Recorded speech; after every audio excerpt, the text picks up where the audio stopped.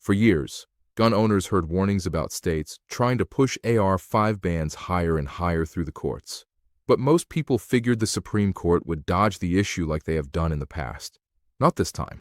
The justices are now staring directly at a question so blunt and unavoidable that it's sending a chill through every state with a rifle ban on the books. Does the Second Amendment protect AR-15 and the magazines they use? Or can the government outlaw them outright? This isn't a debate over accessories, storage rules, or background checks. This is the heart of the matter. The court is being pressed to say in plain terms whether the most commonly owned rifle in the United States falls under the same constitutional shield as a handgun in your nightstand. And the reason this moment feels so different is because the court isn't looking at hypothetical risks or political slogans. It's looking at real bans already enforced in counties and entire states.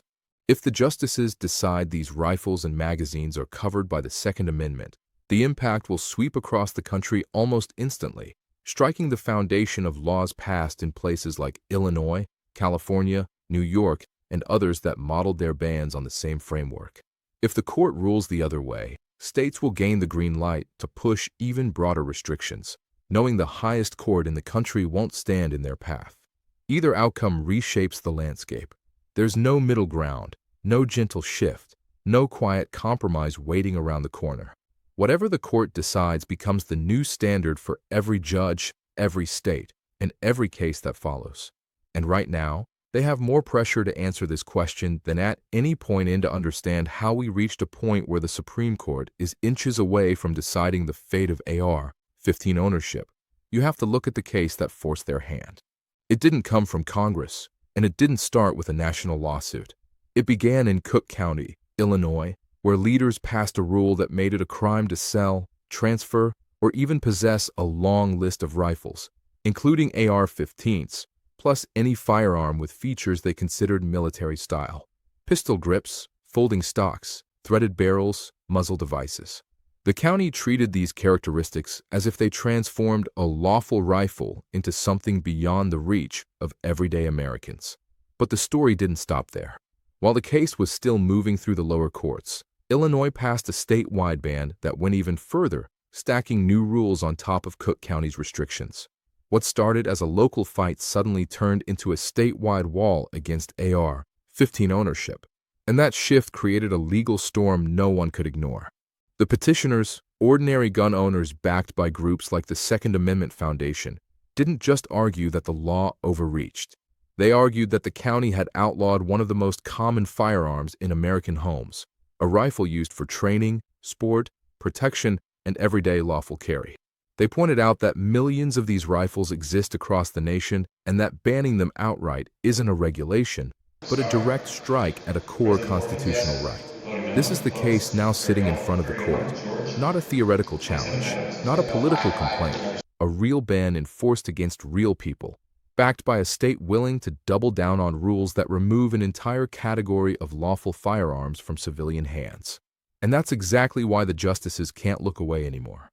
Once the Cook County case reached the appellate level, the fight took a sharp turn. Not because new facts appeared, but because the lower courts adopted an interpretation that stunned gun owners across the country. Instead of treating AR-15s as the same category of arms protected under Heller and Bruin, the Seventh Circuit leaned heavily on a separate case called Bias, where judges claimed these rifles were simply too close to military equipment to fall under the Constitution's protection. Their reasoning went something like this. If a firearm shares characteristics with a gun used by the military, even if it operates differently, the government should be able to ban it. And because AR-15s share a silhouette, certain parts, and a general design lineage with rifles carried by soldiers, the court decided they could be pushed outside the Second Amendment entirely. That logic didn't just raise eyebrows like it clashed with the Supreme Court's prior guidance. Heller made it clear that protected arms are defined by common civilian use, not by how frightening they look or how often politicians mention them in speeches. Bruin reinforced that modern arms are still protected as long as they serve lawful purposes for ordinary citizens.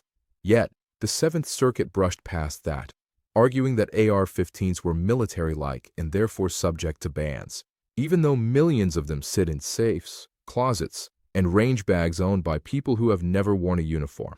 This mismatch between Supreme Court rulings and lower court interpretations is the exact conflict that pushed this issue back up the ladder. When courts start treating the same rifle as protected in one region and forbidden in another, the Supreme Court eventually has no choice but to step in and settle the matter once and for all. And that's precisely where we are right now, at the edge of a decision that could shut down this flawed reasoning nationwide.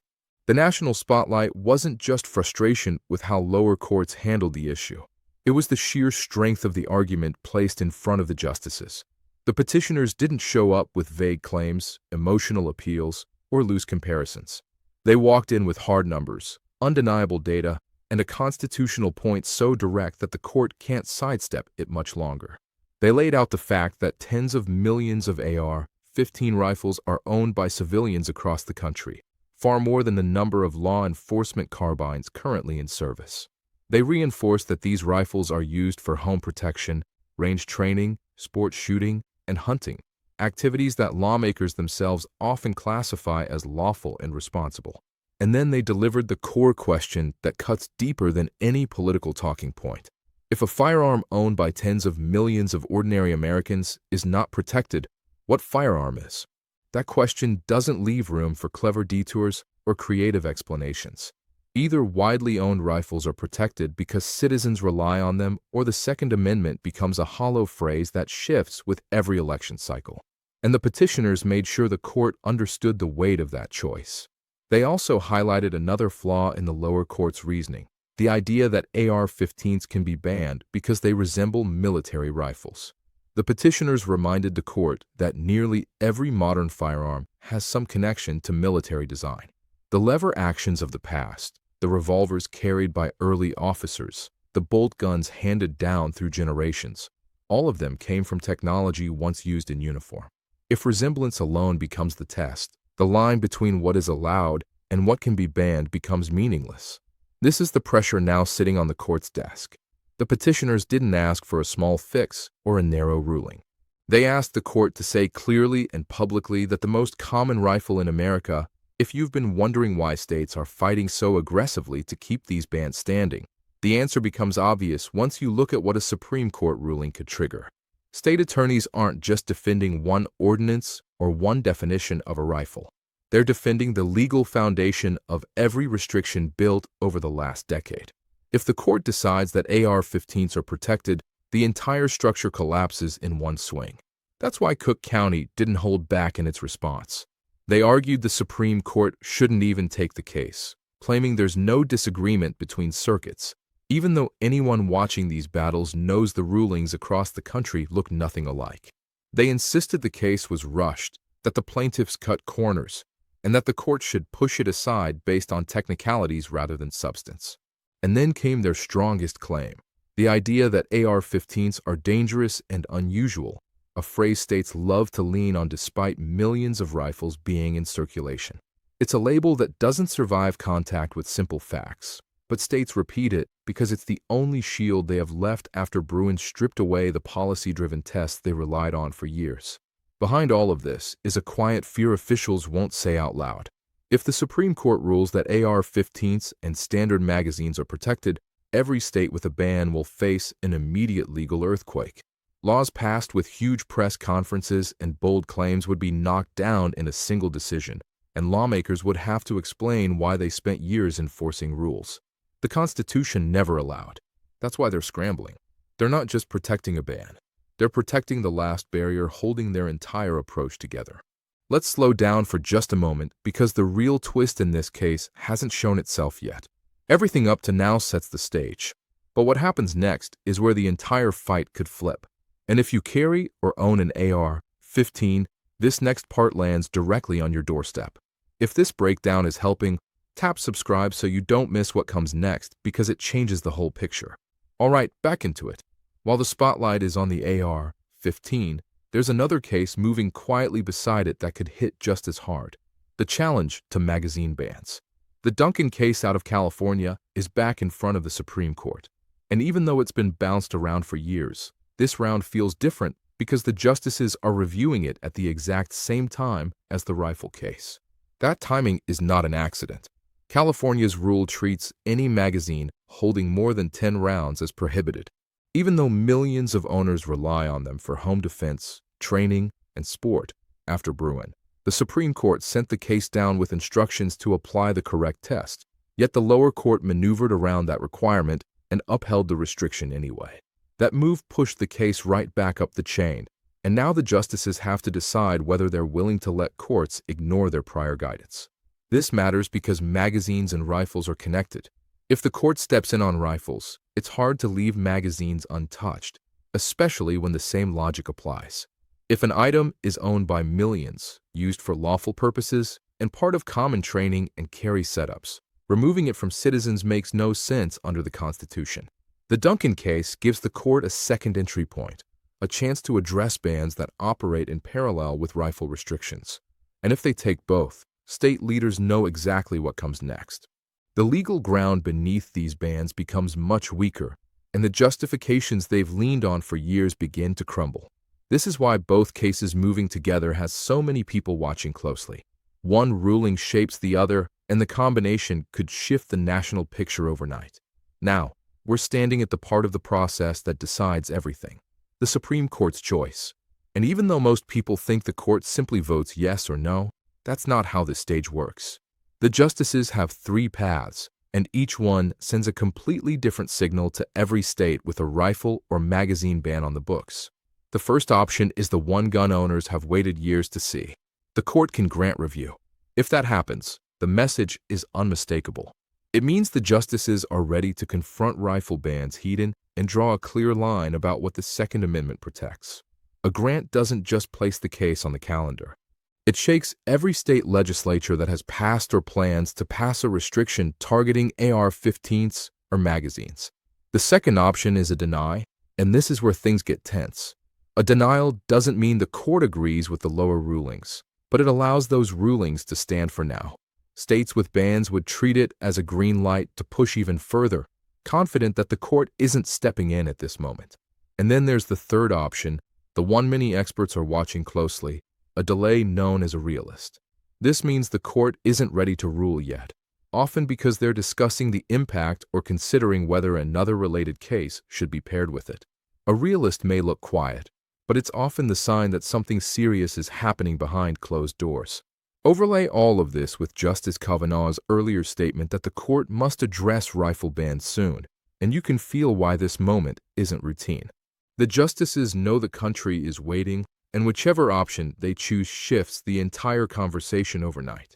If the Supreme Court decides to take this case, the shift will be immediate and the ripple effect will reach every corner of the country.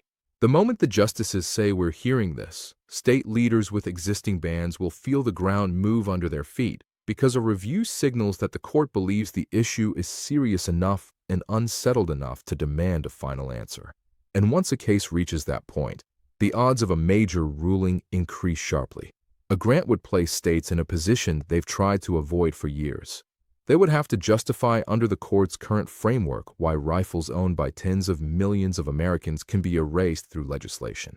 They would have to explain why magazines used for common training and home protection suddenly fall outside constitutional protection.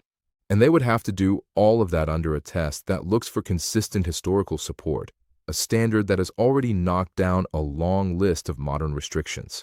If the court ultimately rules in favor of the petitioners, statewide bans from Illinois to California could fall in rapid succession. Courts would no longer be able to rely on claims about how a rifle looks or what features it has. They would have to follow the clear principle the Supreme Court has repeated for years. If a firearm is commonly owned for lawful purposes, it is protected. That single sentence, once applied at the highest level, would reshape litigation nationwide. For gun owners, the impact would be felt almost immediately. Cases that have been stalled, delayed, or twisted in lower courts would gain new direction. Legislators in states pushing expanded restrictions would face serious limits. And for the first time in a long time, there would be a clear national answer to the question that has fueled a decade of legal battles. That's what hangs in the balance: clarity, consistency, and a ruling that could permanently reshape how firearm rights are understood across America. So, here's where things stand for the moment. The Supreme Court is preparing to decide whether AR .15 and standard magazines remain protected nationwide, or whether states can push their bans even further. Whatever the justices choose next won't be a minor update. It will shape every major firearm case that follows and influence how states write their laws for years to come. If you want clear updates without guesswork, subscribe and turn on alerts, because the moment the court moves, I'll be here with the full breakdown. Drop a comment telling me where you're watching from and whether your state is facing new restrictions, and I'll track those states in the next report. Till then, stay sharp, stay aware, and stay ready for what comes next.